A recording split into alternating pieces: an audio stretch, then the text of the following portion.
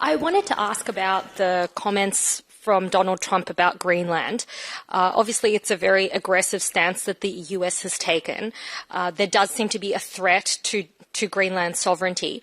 What is the EU doing and what can it do to deter that sort of aggressive position from someone who is meant to be a European ally? Thank you, Zoya. Indeed, we heard those statements from President Trump. We had heard it before, and we stick to what we had already said in this room about that, and which Anita will remind us. Anita, indeed. Welcome. Thank you, and Happy New Year to everybody. We have made our position very clear, and I will reiterate it once more. The EU will continue to uphold the principles of national sovereignty, territorial integrity, and the inviolability of borders and the UN Charter. These are universal principles and will not stop defending them. All the more so if the territorial integrity of a member state of the European Union is questioned. And I will also want to direct you also to the tweet of the High Representative from the 22nd of December, where she also reiterated once more that we continue to stand in solidarity with Denmark and Greenland is an autonomous territory in the Kingdom of Denmark, and any changes to the statute are for Greenlanders and Danes alone to decide. Thank you, Anita. Yes, and in the back. Hi, Terry Schultz with Deutsche Welle. But with a tweet that a post that was in December, don't you think it takes on more urgency now, and perhaps new language or a new approach is needed now that the U.S. has actually staged an intervention in a country? We've seen this happen now, which may have just been hypothetical before. Is there nothing more you'd like to say that would perhaps be a deterrent, or, I don't know, but not just say, but perhaps to do? Thank you. Would recall that Greenland is an ally to the US and is also covered by the NATO alliance. And that is a big difference. So we therefore completely stand by Greenland, and in no ways do we see a possible comparison with what happened. Are there any specific steps you can take to deter a US action on Greenland? Because what you said now is no step. And you say you stand in solidarity with Denmark. What does that mean specifically? Thank you. As Paula has just said, and we have had this question before, we'll not comment blow by blow. Hello and Happy New Year. I want to ask you about Venezuela, which is connected to this issue of Greenland. I saw the statements by the President of the Commission, also by the High Representative. They were speaking about the need to respect international law, political prisoners, democratic transition in the country, etc. But there was no explicit condemnation of the military intervention launched by the United States to remove Nicolas Maduro from power. What is the reason why you have not condemned this intervention as a breach of international law, including the principle of sovereignty? Thank you. Thank you. I would like to also recall that we have also a statement of the High Representative, which was supported by 26 EU member states in this regard, where the EU is calling for calm and restraint by all the actors, and also to avoid escalation and to ensure also a peaceful solution to the crisis. We have inserted also the reference to the need to respect and uphold international law and also the UN Charter. Members of the UN Security Council have also in this regard a special particular responsibility to uphold these principles as a pillar of the international security. Further, the EU has also recalled that Nicolas Maduro lacks the legitimacy of a democratically elected president and has long advocated for a Venezuelan-led peaceful transition to democracy in the country. The first one, the fact that Maduro was not considered the legitimate president of Venezuela, is that reason enough to justify or at least tolerate this military intervention?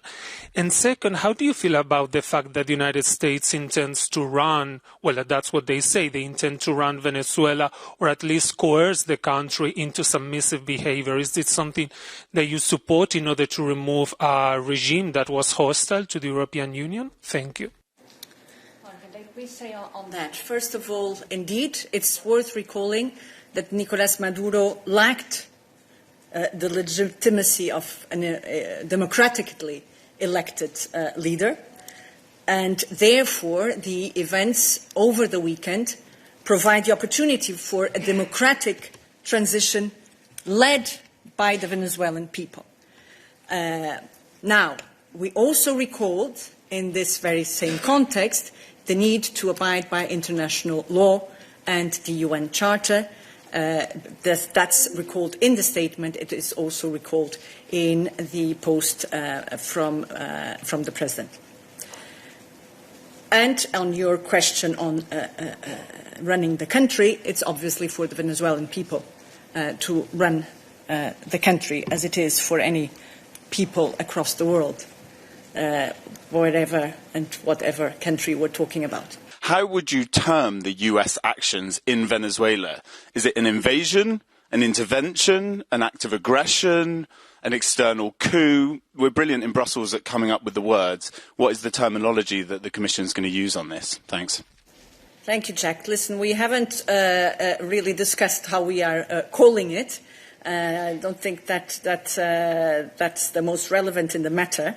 As said, these events create the opportunity for a democratic transition in Venezuela and create the opportunity for a transition led by the Venezuelan people.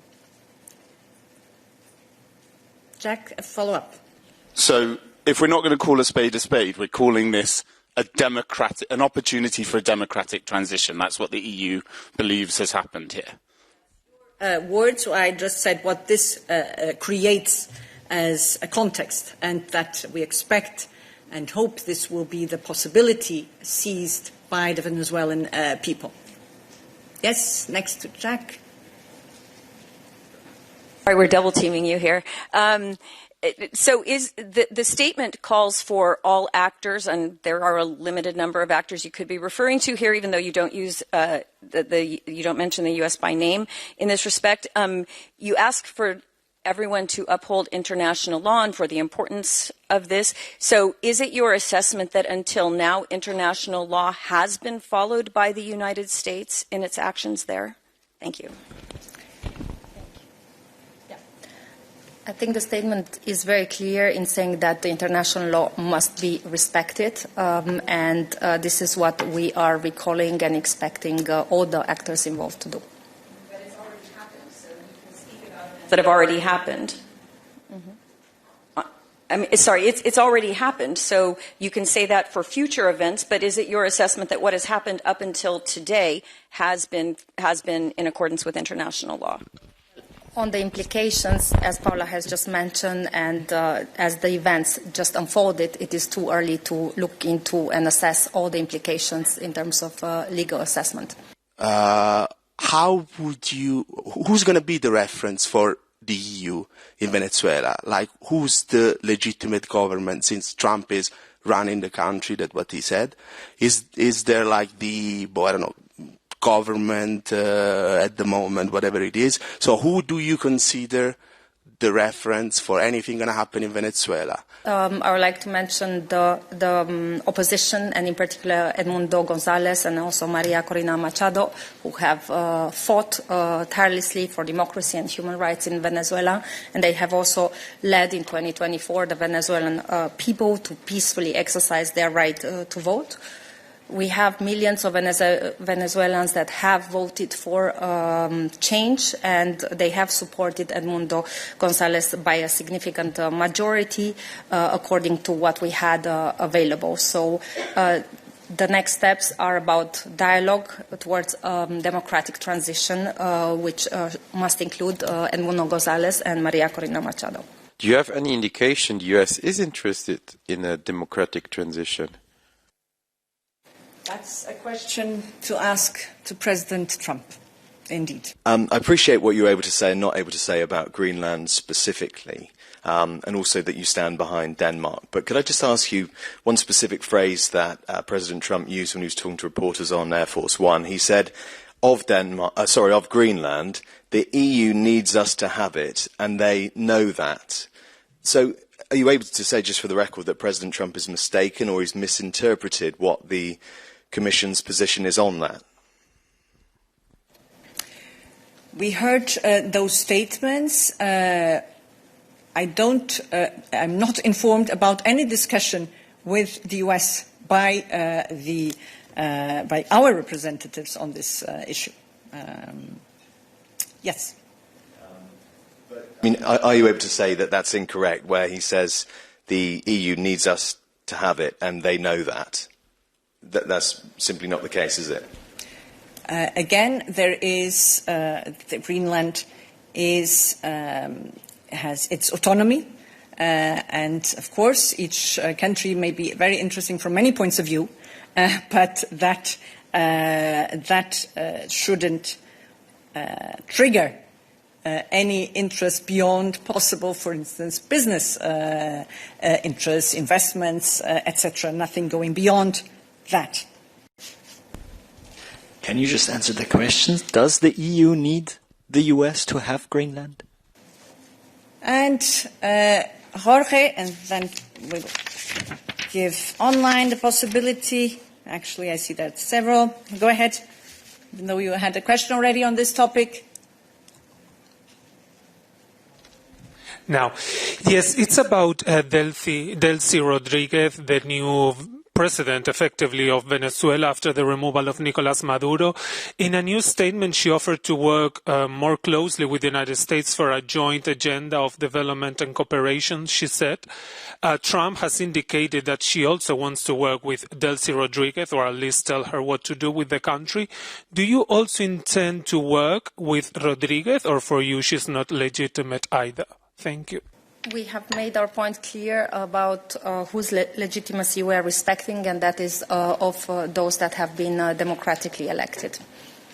I would like to ask you on the same topic, if the Commission considered the US an aggressor in this case, and if the Commission condemned at least the killing of civilians, which was denounced by the Venezuelan government and has not been denied. Thank you very much. Thank you, Vincenzo. That comes back to the question on how we describe it, how we name it, how we call it. And so nothing to add to what we've said before. I would like to know if Mrs. Corliss had talks with Rubio, and if not, doesn't it really pose a problem for European diplomacy that indeed the leading power and an allied country are not speaking to the representatives of the member states for foreign affairs?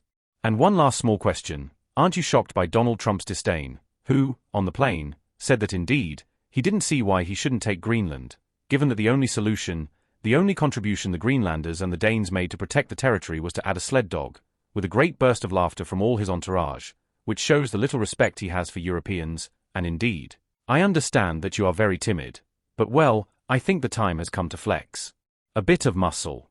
So, I wonder if you are going to show muscle in 2026, or if we will continue to be doormats. Thank you. On the context, indeed, the High Representative has had a call just 2 days with Marco Rubio.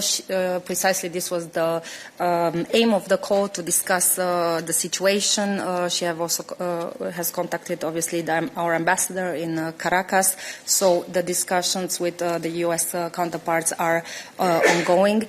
And on Greenland, again, we are in close contact with Denmark, and we will continue to support them throughout.